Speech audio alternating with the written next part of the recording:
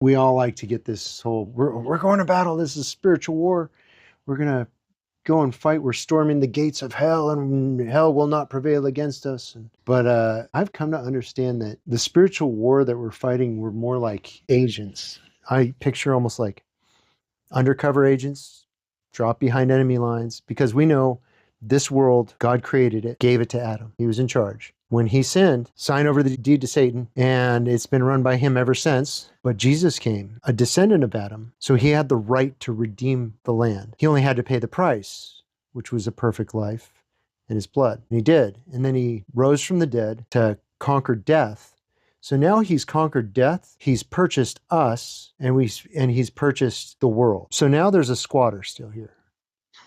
Still occupied territory, but the deed has gone back. And if you look at Revelation, that scroll that he opens up that has the seals on it, John weeps because there's no man found who can open the scroll or who can break the seal. That's because no man in all the earth was found who fulfills the requirements to do that. That would be, they have to be a descendant of Adam, and they have to have the requisite price. And then suddenly the Lamb shows up and says, I'm here. Yeah. And he opens the scrolls, and that's when he starts the repossession process, which we call the tribulation in Revelation. Right. So Jesus has purchased the earth, but he hasn't taken possession of it yet. It speaks of when the time of the Gentiles is fulfilled, when the number of Gentiles that is predestined to come in is brought in, then that's when he's going to come. So we now, being his agents, because of the fact that he rose from the dead, so he's not just one person walking around the Sea of Galilee and the mountains of Judea and Samaria, but he ascended to heaven so he could send the Holy Spirit down so that those of us who believe in him can be possessed by the Holy Spirit. And if we allow him to run our lives, and it's no longer our lives, it's now his life, then he can be tons of people everywhere. It's a distributed system. So we are in enemy territory. So we're not charging the gates. We're